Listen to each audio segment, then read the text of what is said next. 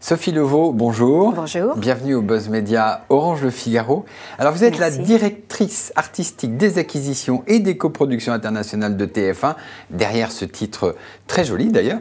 En fait, vous avez la haute main sur toutes les séries américaines et les coproductions. Sur les séries françaises pour le groupe TF1, alors en 2012, TF1 a trusté 88 des 100 meilleures audiences, principalement avec les séries américaines, et on a vu Mentaliste figurer 20 fois. Dans ce classement, il y avait aussi Esprit criminel, Dr House. La série américaine, c'est un genre inusable pour TF1 ? C'est un genre inusable, oui, mais pas que pour TF1, enfin aussi pour l'ensemble des grandes chaînes. Mais ça marche particulièrement en France. Dans le reste de l'Europe, ça marche moins, marche non ? particulièrement en France. Les séries sur TF1 qui font entre 7 et 10 millions de téléspectateurs, ça reste un événement unique. Ce sont sur des grandes chaînes comme TF1, alors que sur le reste du marché européen, c'est souvent sur des networks un peu plus secondaires. Oui. Et avec des performances qui sont généralement moindres. Alors du coup, vous avez de très bonnes relations, j'imagine, avec les studios américains. Vous avez des, on essaie d'entretenir, voilà, des deals avec Warner, Disney, Universal. Vous, votre travail, Warner, Sony. Ouais. Votre travail consiste à découvrir des pépites et discuter avec les studios ? Alors, nous, notre travail est d'essayer d'avoir un travail un peu de stratégie, d'être le plus en amont possible pour regarder où sont les talents américains, où sont les nouvelles signatures, où sont les tendances, et d'essayer d'être en affinité avec les attentes de notre public. Moi, ça fait plus de 20 ans que je suis à TF1, donc je suis rentrée dans les séries en même temps que ce public qui est très averti, qui est féru de séries américaines, qui connaît très très bien les séries, qui a donc une exigence particulièrement pointue. Et du même coup, tout notre travail est d'essayer de voir quels sont les studios et les networks, et les chaînes américaines, pardon, qui seraient susceptibles d'être le plus en affinité avec les attentes du public.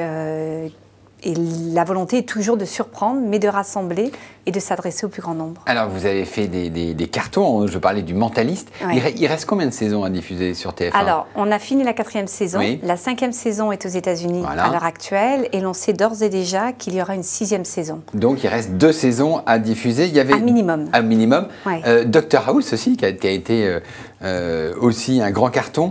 Il revient dès le 8 janvier pour une dernière saison. Et là, il n'y aura rien derrière ?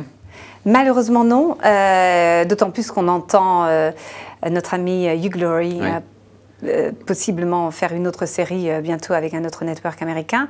Donc House, c'est fini. On peut tous le déplorer parce que c'est un remarquable succès et à l'international aussi. Donc je pense que l'ensemble des chaînes qui ont eu la chance d'avoir House doivent le regretter et le public surtout. Mais on va essayer de conclure vraiment en beauté parce que c'est une très belle dernière saison. C'est une très belle finale. Pour les téléspectateurs de TF1, qu'est-ce qu'il y aura de nouveau dans les séries américaines ou les grandes coproductions internationales ? Qu'est-ce qu'on verra en 2013 Alors, on sur a les déjà écrans ? bien démarré avec Unforgettable et Poppy Montgomery. Donc ça, c'était la série Sony qui marquait le grand retour de Poppy Montgomery. Donc là, nous l'avions diffusé mercredi en lancement avec 8,8 millions de téléspectateurs. Donc c'est une vraie belle réussite. C'est comme The Mentalist, quoi. Écoutez, c'est un peu comparable à Mentalist. On espère à Unforgettable la même carrière, on verra. Mais en tout cas, c'est un très bon démarrage.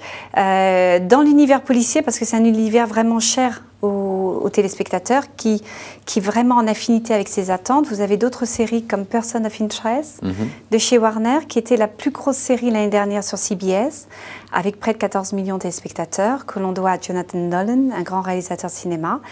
Et c'est vraiment une série très très intelligente et nouvelle, comme l'a été CSI lorsqu'on avait montré les experts. C'est un ex-agent de la CIA qui va s'allier avec une redoutable personne, une redoutable machine pour essayer de déjouer les crimes avant qu'ils ne soient commis. Et ça, on va le voir quand ? Et ça, on va le voir très très prochainement. Très prochainement ? Très prochainement, Dallas. Alors après, sur d'autres univers, pour essayer de parler de univers, TF1, c'est vrai que ce n'est pas que l'univers policier, même si c'est un univers prépondérant. On avait amené évidemment Prime, Grey's Anatomy, que vous allez retrouver aussi prochainement, House, qui sont des tons et des écritures différents.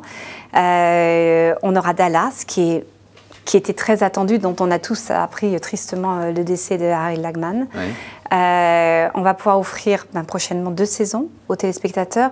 Notre choix était vraiment d'attendre, d'avoir l'ensemble des saisons et surtout les épisodes avec Larry Hagman qui est présent jusqu'à l'épisode 8 de la deuxième saison. Donc ce sera sûrement un événement. C'était la plus grosse rentrée sur MyTF1 VOD. Donc on sait que Dallas représente vraiment quelque chose au cœur du public et très en affinité. Revenge, qui est un autre soap très attendu, qui a, comment dirais-je, remplacé Desperate Housewives dans la case du dimanche soir sur ABC. Donc c'est aussi une grosse série. Voilà, plein de nouveautés. Ça sera vraiment énormément de nouveautés sur 2013. Alors, TF1, c'est une chaîne grand public par définition. Est-ce que vous prendriez des risques comme Canal le fait sur, par exemple, des séries un peu, j'allais dire, un peu violentes, un peu pointues, comme Homeland, par exemple? Ou est-ce que ça, c'est des séries qui n'iraient pas sur TF1? Vous savez, on prend toujours des risques et ça fait partie de nos métiers. Depuis 20 ans que je suis là, on a essayé justement de surfer sur des nouvelles tendances. Quand le high concept est arrivé, Heroes n'était pas une évidence non plus en termes d'écriture pour rassembler un public large, pas plus que Lost. Donc à chaque fois, on essaye de surprendre nous-mêmes et de prendre des risques. Smash, je suis désolée de le rappeler, mais on était très fiers quand même d'avoir proposé sur une seule soirée Smash. Ça n'a pas rencontré son public. Ça n'a pas été un succès. Non, c'était peut-être très confidentiel aussi sur une soirée, mais pour parler de risque, c'est typiquement le risque qu'on est prêt à prendre. Et on continuera d'en prendre. Et des séries qui sont un peu plus pointues. Vous me parlez d'Homeland avec ce super acteur qui était dans Life, Damian Lewis. Dexter est une série aussi pointue. Vous l'avez sur TF1. Elle vient de Showtime et elle Alors, a un beau à l'intérieur du groupe TF1, il y a donc la chaîne éponyme. Il y a d'autres chaînes, les 3 chaînes de la TNT, TMC, NT1 et maintenant HD1. Est-ce que vous achetez également des séries? Et on a vu Paname sur HD1. Ça, c'est votre travail aussi, d'acheter pour tout le reste des chaînes? Non, alors chaque chaîne a son directeur et son responsable artistique. Donc, ils peuvent évidemment acheter indépendamment de TF1 et faire des choix propres. C'est le cas d'NT1 et de TMC qui ont lancé quand même un certain nombre de séries sans que ces séries aient été dans le portefeuille de TF1. Mais ça peut arriver que ces séries soient dans le portefeuille de TF1 comme Paname, qui était, on trouvait, beaucoup plus en affinité avec HD1 sur son élégance et l'identité de la chaîne. Une nouvelle chaîne. Exactement.